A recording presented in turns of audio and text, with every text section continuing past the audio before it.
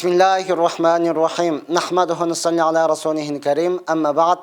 Assalamu alaikum. Hurmatly meni musulmon bir tuğandarım. Jana tele nasat dolbarın körüçüler. Sizlerin nazarınızda da qayradan men Şarapov Baxtiyorjon Akimoviç. Birinçiden bütkül alamды жоқ жерден жаратқан, ошол заттын буйругу менен таңытып да күн баткан, чыныгы жаратуучу Аллах Таалага чексиз мактоолор болсун. Жана пайгамбарыбызга жүрөгүбүздүн эң эле төрүнөн чыккан салаваттары жана саламдар болсун. Мактоо жана салаваттан кийин Аллах Таала siz bizden uşul vaqqa çeyin qılgan qıraatımızdı, okugan namazımızdı, tutkan orozumuzdu, bergen sadaqamızdı, degele ar bir qılgan ibadatımızdı to'liq menen qabul qılgan bolsun. Oşon negizinde pendeçilik qılıp, insandık qılıp, bilip bilbey qılgan күнөөлөрүбүздү, çoң qılgan jana kichine qılgan күнөөлөрүбүздү, açıktan açık kılgan, oşunda jaşuran kılgan күнөөлөрүбүздүн бардыгыны түп тамыры менен кечирген болсун. Чындыгында Аллах Таала мээримдүүлөрдүн мээримдүүсү, Аллах Таала ырайымдуулардын ырайымдуусу, Аллах Таала кечиримдүүлөрдүн кечиримдүүсү. Ушундай улуу болгон Аллах Таала сиз менен бизди жок жерден жаратты, кычыраган күч берди, акыл эс берди, өңү түс берди, эки дүйнөдө бактылуу болсун деп дин берди, урматтууган. Жана Аллах Таала Кур'ан-ы Каримде өкүм берди, силер Аллах Таалага эч кимди шерик кылбастан, шерик кошпостон ибадат кылгыла. Жана ата-энеңерге жакшылык кылгыла. Ошондой эле кошуналарга дагы жакшылык кылгыла. Анын ичинде колунда багары көрөрү жок жетимдерге деп Аллах Субхана Таала жакшылык кылууга өкүм бере турматтыган. Бүгүн биз ушул темабызда ошол өзгөчө кошунага жакшылык мамиле кылуу туурасында сөз кылмакчыбыз. Андыктан бизден алыстабастан биз менен бирге болуңуздар. Ооба, алхамдулилlah, шүгүрчүлүк кылайлы. Көптөн бери бардыгыбыздын жүрөгүбүздү өйүп жүргөн, мен жер алдым, ага үй салдым, эми ага документ чыгабы, чыкпайбы деп бардыгыбыз ары-сары болуп жүрдүк эле. Алхамдулилlah, үстүбүзгө жакшы bir президентибиз Садыр Нуркожоевич келип туруп не кылды? Ал ушул жерлер берилсин деп чечим чыгарып берди. Буга шүгүрчүлүк кылышыбыз керек, bir урматтуу bir тууган. Бирок ошол эле учурда дагы инсаниятты өкүндүрө турган нерселер болуп атат, урматтууган. Аны сөзсүз эске алып айтып кетүүнү туура көрдүк. Анткени ооба, көрбөгөндүн көргөнү курусун деген сөз бар эле. Бүгүнкү күнү урматтууган, кичине өзүбүздүн жерге боло албай жатып, кошунанын тарабына өтүп кеткен, кошунага иза берген, кошунага ишеним көрсөтпөгөн учурлар дагы кездешүүдө экен. Ушул суроо өтө көп, аябай көп түшүп аткандыктан урматтууган, андыктан ушул темада сүйлөшүүнү туура көрдүк. Ооба, динибиз мындан бош эмес. Динибиз мындан сыткары калган эмес. Динибиз бул туурасында ооз ачпай, оң чыкпай калган эмес. Балким пайгамбар саллаллаху алейхи ва салламга Жабраил периште өзгөчө ушул кошуна туурасында ушунчалык көп насааттарды кылган. Кошунаңа жакшы мамиле кыл, кошунаңа көңүл бур, кошунаңа кара, кошунаңды сыйла, кошунаңды урматта, кошунаңды деген макта, кошунаңа жакшы мамиле кыл. Ушул туурасында кайра насаатын айта бергендиктен пайгамбар саллаллаху алейхи ва саллам айтат: "Мен ойлоп калдым. Мен дүйнөдөн өткөндөн соң ушул кошуналарым дагы мага мураскор болуп, менден калган байлыкты ушулар дагы, кошуналар дагы бөлүп алат окшойт" деген ойда калдым дейт. Анткени урматтууган, билебиз, ата дүйнөдөн кайта турган болсо, анын калган байлыгы балдарына мурас болуп калат. Кудум эле кошуна дагы ушундай болуп калат окшойт деп ойлоп калдым дейт. Неге? Ага Жабраил периште кошунанын акысы туурасында өтө көп насааттарды бергендиги үчүн. Ошондон пайгамбар саллаллаху алейхи ва саллам дагы бир хадисинде айтат: "Ман ю'мину биллахи вал яумил ахир." Kimde kim Allah'tın жалгыз ekendигине жана кыямат күнүнүн бар экендигине иман келтирген, ишенген, имандуу мусулман боло турган болсо, ал эч качан кошунасына ыза бербесин. Ал эч качан кошунасына ыза бербесин dedi. Демек, урматтуу туган, кайсыл адамда иман бар боло турган болсо, кайсыл адам имандуу боло турган болсо, бул адам эч качан кошунасына зыян бербеш керек. Ким кыямат күнүнө ишене турган болсо, сурак жооп боло тургандыгыны, бейиш, дозок бар экендигине ишенген болсо, демек бул адам кошунага зыян бербеш керек. Бул сөзсүз, урматтуу туган. Анткени пайгамбар саллаллаху алейхи ва саллам башка бир хадисинде айтат: "Ким кошунасына ыза берсе, дегеле кимдин зыянынан кошуна аманчылыкта кала албаса, Demek Allah'dan uşunday jaman eken, koşuna anın ziyanı arı daim koşunalarına tiyip turatuğan bolsa, bu adam beyişke kire albayt dedi.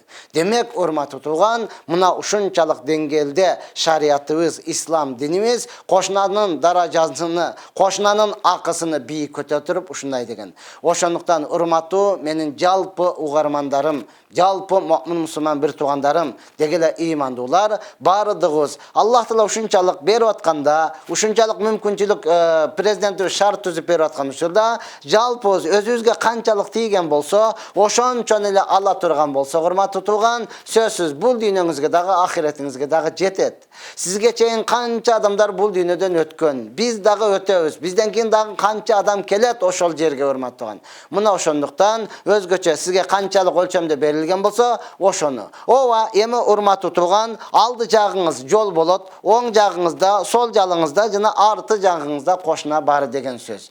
Demek siz uşul jaka ötüp ketpeşiңiz kerek hurmat tutuğan, ötüp ketpeşiңiz kerek albatta. Oşolla uçurda sizdin çatırыңızdan üstüden düşe turgan karby, möndürby, jadın suusu koşunağızdan dağı çegerasıga düşpöş kerek. Bul İslam'dın talabı, bul İslam dininin buyruğu hurmat tutuğan. Asmandan düşken suudu men ne kılayın? Aylanıp keteyin 1 metr kirgen bolsaң özüň diline jeriňe. Boldu suuňdagy özüň diline jeriňe düşet. Mına oşonday kıl.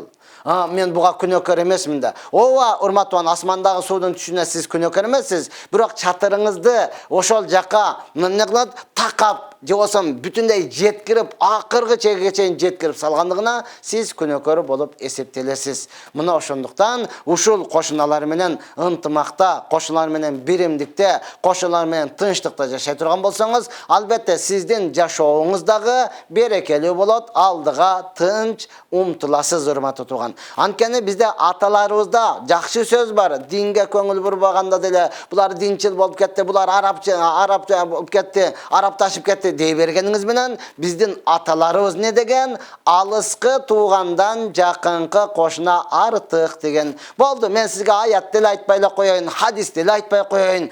Atalarыбыздын özdörünün sözü bolatpayby?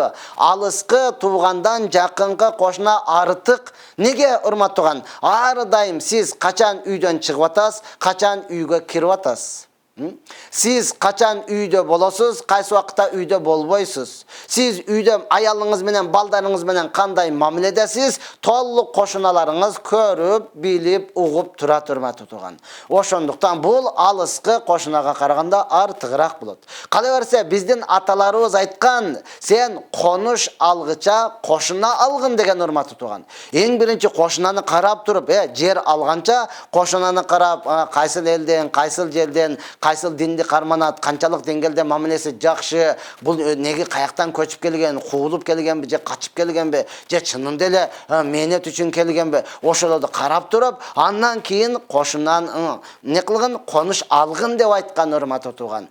Siz makul hadiske dele köngül burbaň, ayatка dele köngül burbaň, biroq özüňizden uluu aksakallarыбыз, özüňizdinle çoň atalarыбыз, özüňizdinle ne kılgın kadır barkty atalarыбыз dal mına uşunday sözdördi aytıp ketken. Andyktan ar birimiz ne kılışыбыз kerek eken? Koşunaga jakşı mamile kılıp turup, mümkün boluşunça koşunanın akısyny özübüz berişibиz kerek. Biz koşunanın akısyny bereli. Ova 5 kolu barabar emes.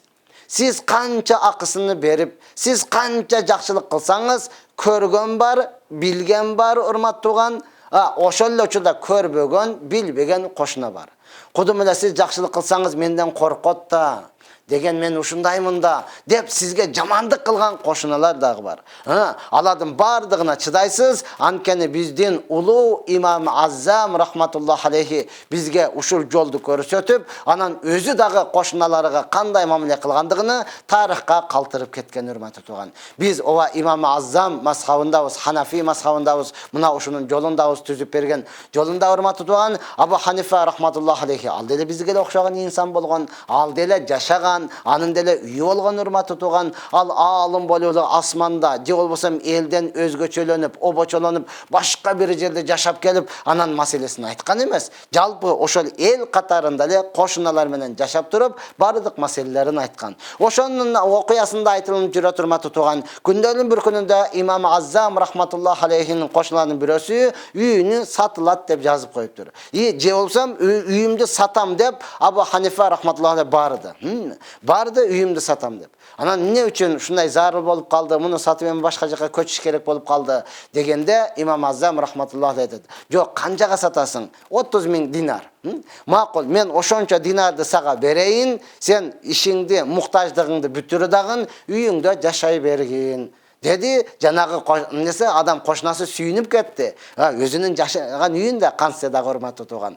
Кажаты дагы бүтүп атат, үйү дагы калып атат. Сонун болот экен. Рахмат, Алла разы болсун сизден деп акчаны алды, алып үйүндө жашап кажаттары бүткөндөн кийин анан ойлоно баштады. Кандайча? Бул үйүмдү дагы алган жок. Акчаны карыз дагы деп айткан жок. Мына акчаны баарыны берип туруп урматтууган, үйүңдө жашай бери деп койду. Ушундай да адам болот экен, Мунун сыры эмнеде болду экен? Барып сурайынчы деп барды дагы кошунасы имам Аззам рахматуллах алейхиге суроо берип атат. Сизге суроо, таң калыштуу. Кандайча?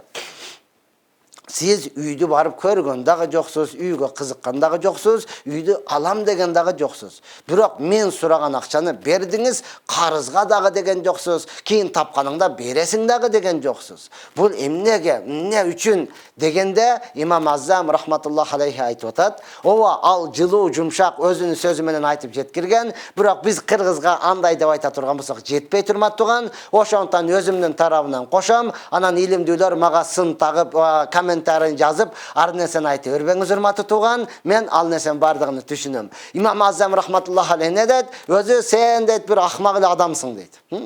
Кошунасын ооба, негизи макташ керек эле урмат, ал жумшак сөз сүйлөгөн, бирок биздин тил менен айтканда мына ушундай деди, сен өзү бир акмак, эч кимге пайдаң тийбеген, зыяның пайдаңа караганда зыяның көп бир адамсың дейт.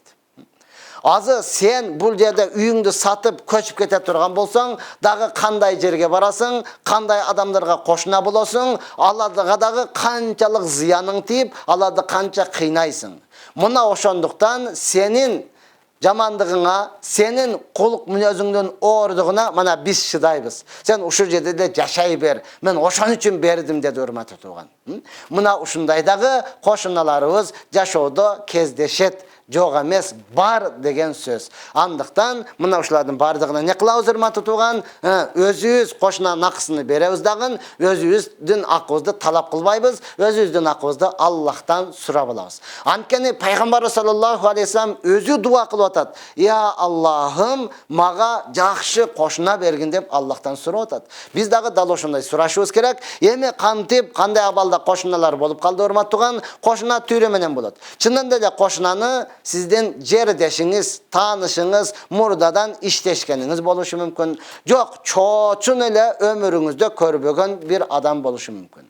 Ооба, ал ислам дининде болушу мүмкүн кошунаңыз, же болбосо башка эле динде болушу мүмкүн. Ооба, ал кошунаңыз чындап эле ислам дининде муъмин мусулман, тааныш, тууган кошунаңыз болушу дагы мүмкүн. Эми карап туруңуз урматтуу тууган, эгерде кошунаңыз башка эле диндеги siz taanıvagan çoğun bir adam bolo turgan bolsa, anda sizdin mildetiniz oşol koşunaga koşunalık akını, koşunalık jakşı mamileni kılışlık siz üçün mildet. Bir ile akısı olat koşunalık akısı. Peygamber sallallahu aleyhi ve sellem Abu Zar raziyallahu anhuga nasihat kılıp aytып atat. Ey Abu Zar, kaçan sen tamak kılıp şorpo kıla turgan bolsan, suunu körü kuydagın, bışkandan keyin koşunаңды dagı karap koygun деген. Abu Zar raziyallahu anhu özü kedey, kolunda yok, tapsa jeyt, tappasa yok. Mına uşunday adamga Peygamber sallallahu aleyhi ve sellem ne deydi urmattuğan? Sen şorpo kılsaң suunu körü kuygun dedi. Mına ошондон кошунаңа жакшы мамиле кылгын деди.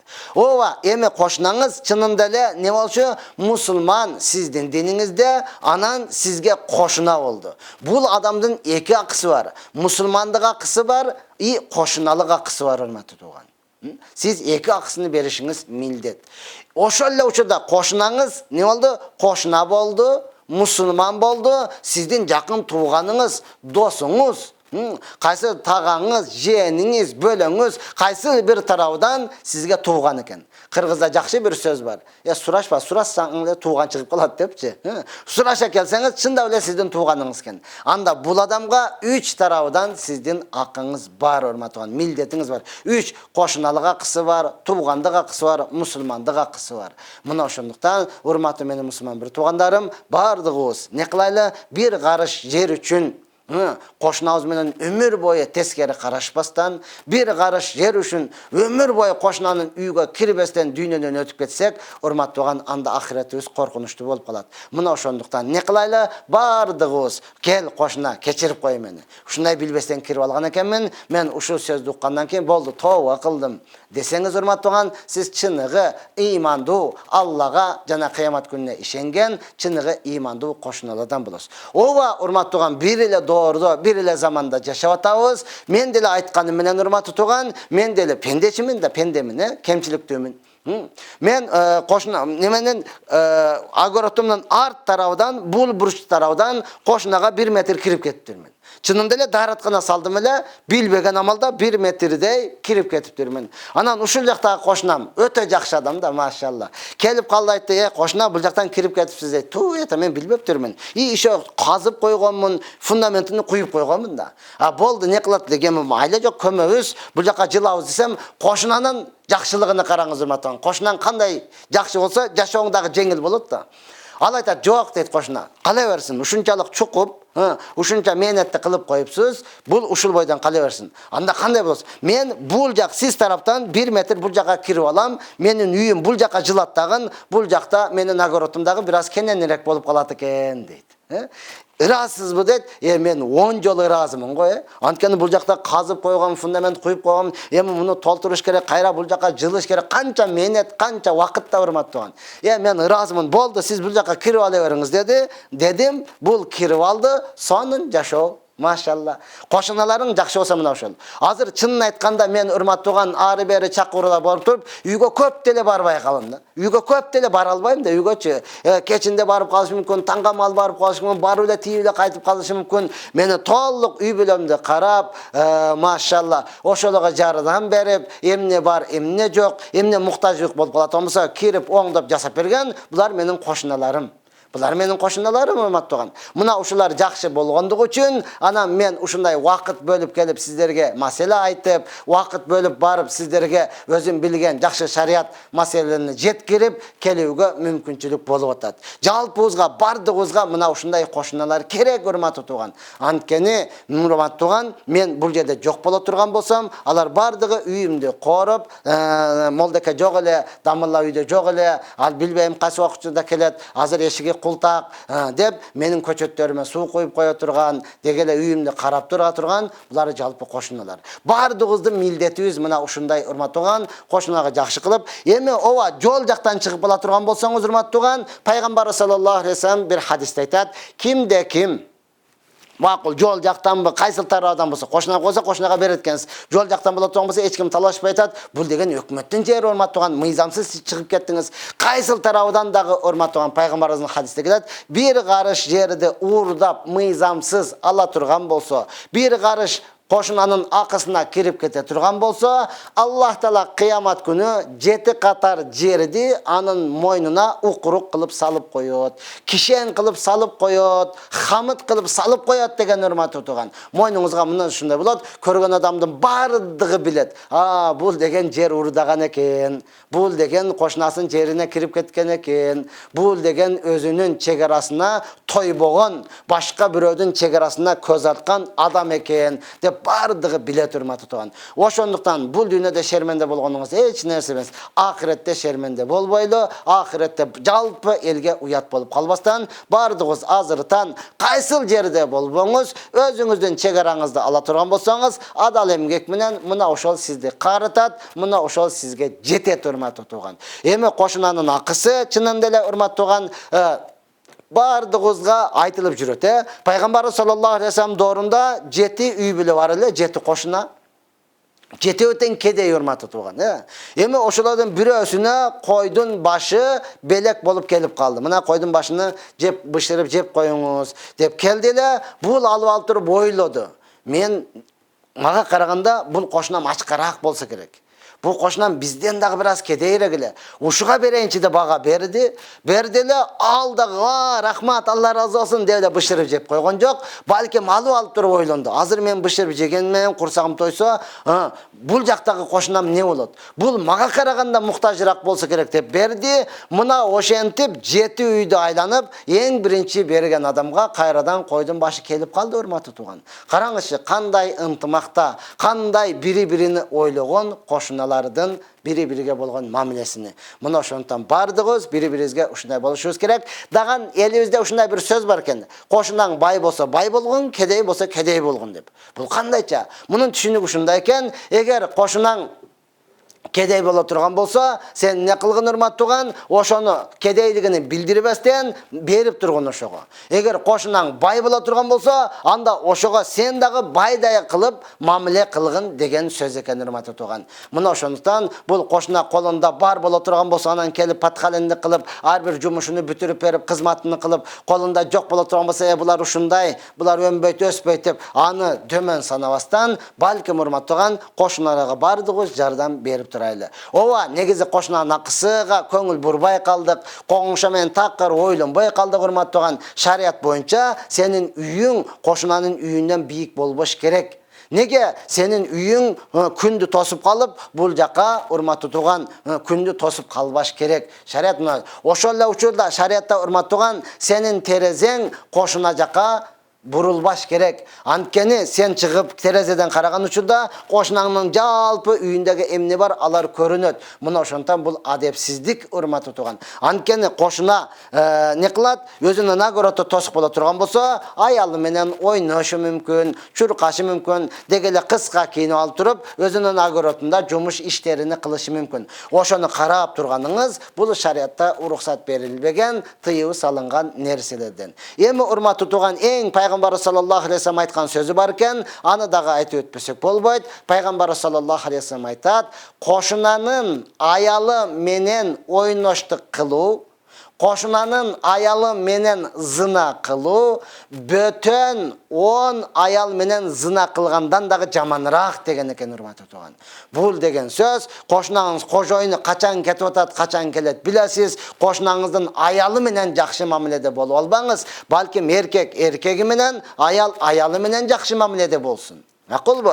Кошунанын мамилелери дал мына ушундай, урматтуу тууган. Анткени билесиз да, кошунан качан чыгып кетеби, качан келет, кайсы учурда келиш керек, урматтуу тууган. Мына ошондуктан кошунага кылдат мамиле кылыш керек. Бул деген сөз башка 10 менен ойнаштык кыла бер деген эмес. Балким андан дагы не кылын, тыйылыш керек. Бул деген сөз, урматтуу тууган, аял затынын, деги эле кошунанын кыздарына дагы аяр мамиле жасаш керек. Ал кудум эле өзүңүздүн кызыңыздай, кудум эле өзүңүздүн бир тууган карындашыңыздай болушлугу бул шарт, урматтуу тууган. Эми кошунанын бири-бирине болгон акысы, кошунаңыз кубанса, сиз дагы кубанышыңыз керек.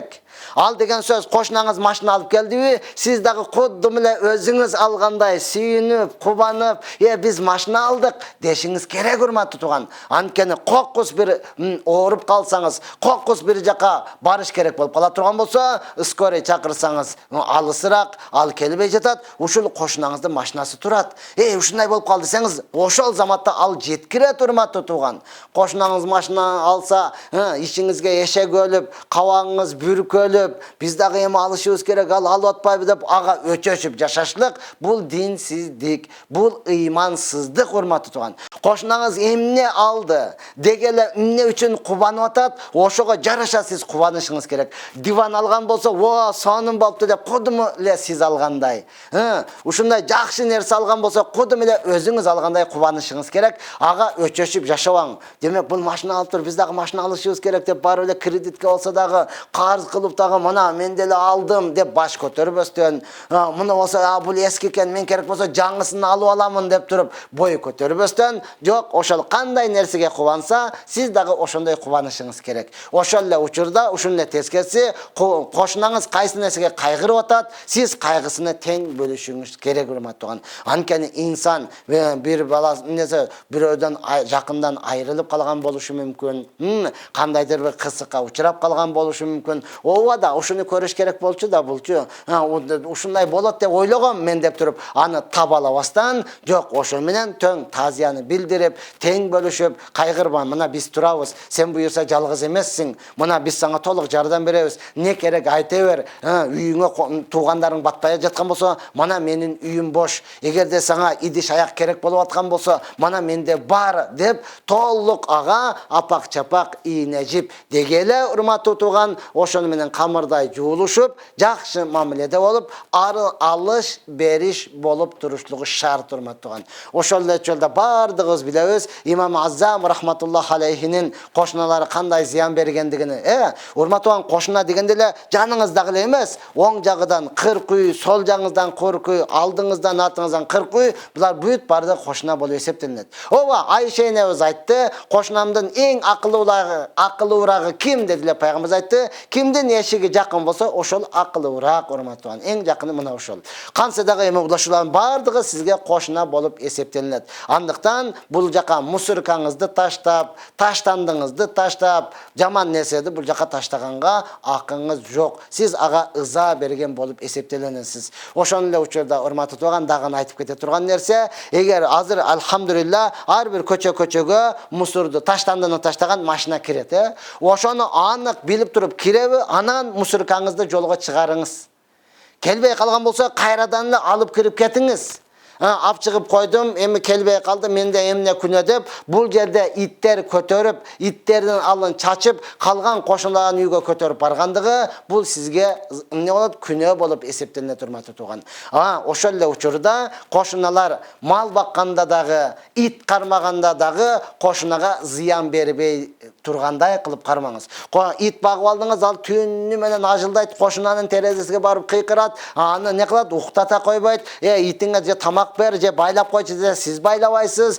Итти түндө бошотуп коюш керек да, мен ошон үчүн бактым да, деп эле ага зыян бере бербестен, урматтуу тууган, мындай итти жок кылсаңыз, жакшы кошунаңыз итке караганда жакшыраак сизге карап берет. Ошол эле учурда, мал караган учурда дагы, урматтуу тууган, анын сассыктыгы, шамал келген учурда, урматтуу тууган, эшиги ошол жака коюлуп, ошол жака жытынын жетип турушлугу, бул сизге, урматтуу тууган, күнөө болуп эсептелет. Ар бирибиз, менде бар да, өзүм билем, өзүмдүн огородум деп, тоок багасызбы, мал карайсызбы, дегеле ит багасызбы, эмне кылсаңыз дагы, кошунанын дагы акысыны карап кой туруп бага турган болсоңуз, анан, урматтуу тууган, сиздин үйүңүздө береке болот, анан ыйманыңыз көтөрүлөт, анан жашооңузда, урматтуу тууган, тынчтык, ынтымак, биримдик болот. Эгер бул акыларга көңүл бурбай турган болсоңуз, анда, урматтуу тууган, сиздин ыйманыңызда шек бар. Анда сиздин мусулман экендигиңизде, сиздин ыймандуу экениңизде шек болуп калган болот, урматтуу тууган. Акыры кыяматта азабыны тартып каласыз. Андай нерседен Аллах Таала бардыгыбызды сактаган болсун.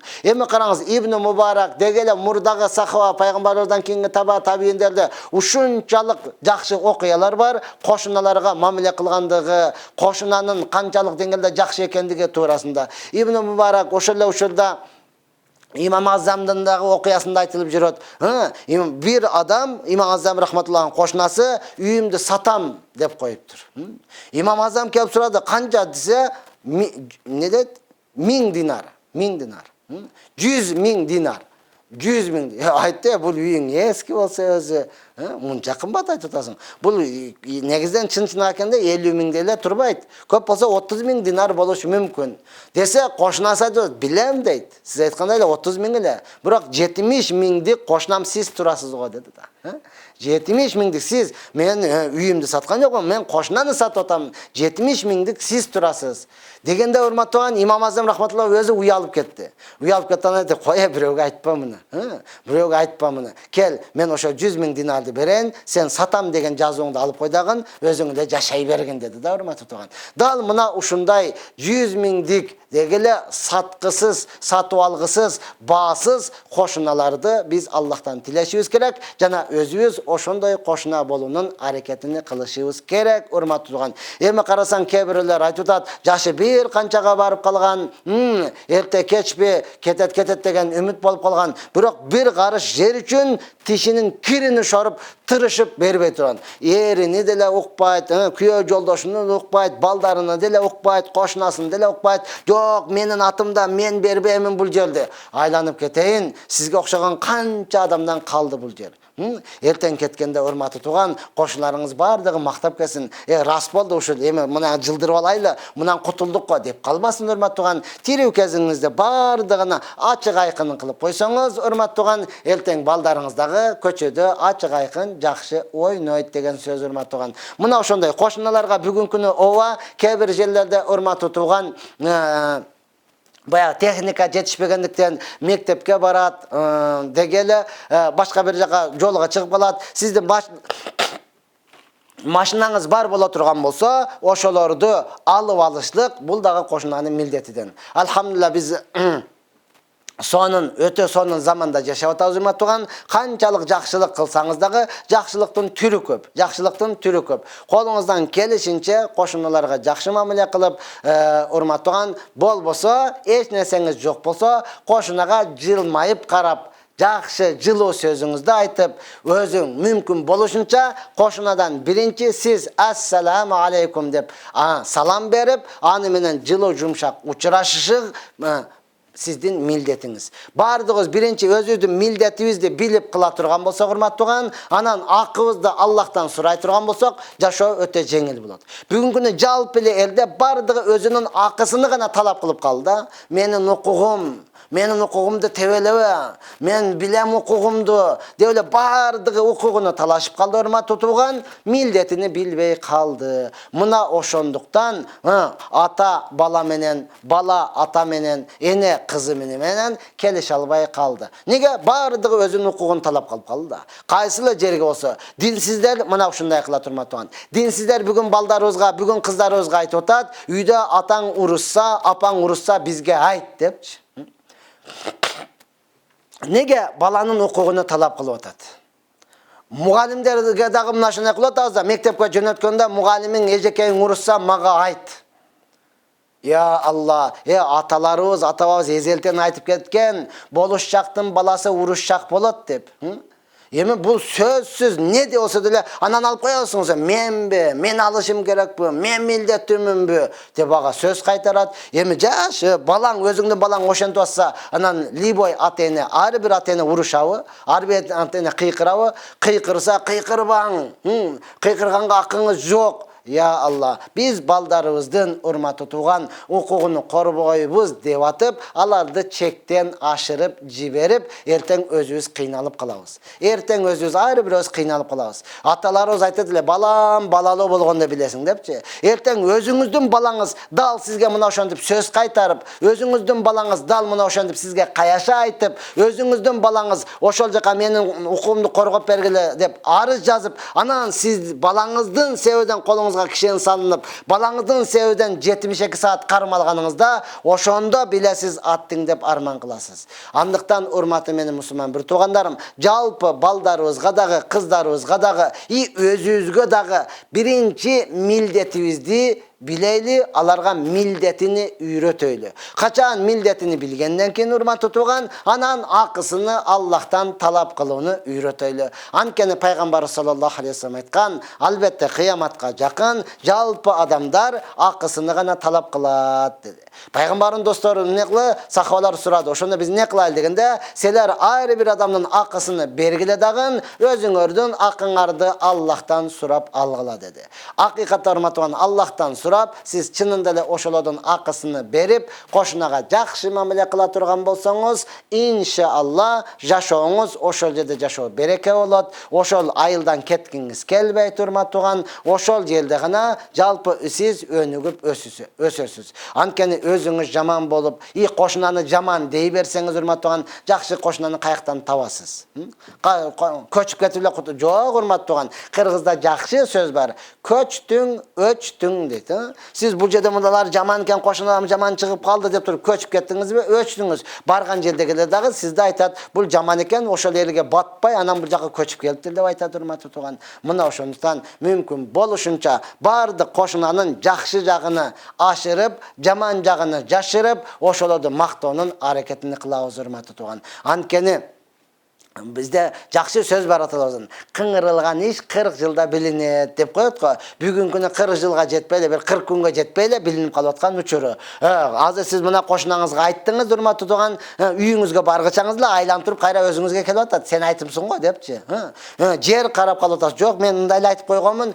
Мындай айтасыңбы, кандай айтасың? Сенин оозуңдан чыкты деген сөз, урматтуу тууган. Ошондуктан Хасан Басири рахматуллах алейхиге бир адам келип туруп айткан экен. Сизди мына кошунаңыз ушундай деп жамандады десе, Хасан Басири рахматуллах ушунчалык сүйүнгөндүктөн чоң идишке курманы салып, ошо кошунасына апарып берген экен. Рахмат кошуна, сиз мени ушундай деп айтыпсыз, гыйбат кылыпсыз, мен ошол мага жакшылыгыңызды өткөрүп берипсиз, мен аны башка нерсе менен толуктап бере албаймын, ушуга алып ыраазы болуп коюңузчу. Бул деген сөз турган, жамандаса сен дагы кошо, өзүнү билем, өзүн билип алсын дебестен, жок, кайрадан мактап коюңуз. Мына ошентип урматтуу тууган, вакыт деген вакыт экен. Сиз биздердин 1 саат вакытыбыз дагы өтүп кетти. Андыктан урматтуу менин мусулман туугандарым, Аллах Таала ар бир өзүнүн кылган ибадатыбызды толугу менен кабыл кылып, жакшы иштерге буйруп, кошуналар менен ынтымакта жашашты Аллах Таала насип кылсын. Шаршемби saat 20:40'da түз эфир бизди көрө аласыздар. Андан кийин Ак чөлмөк программасы уланат.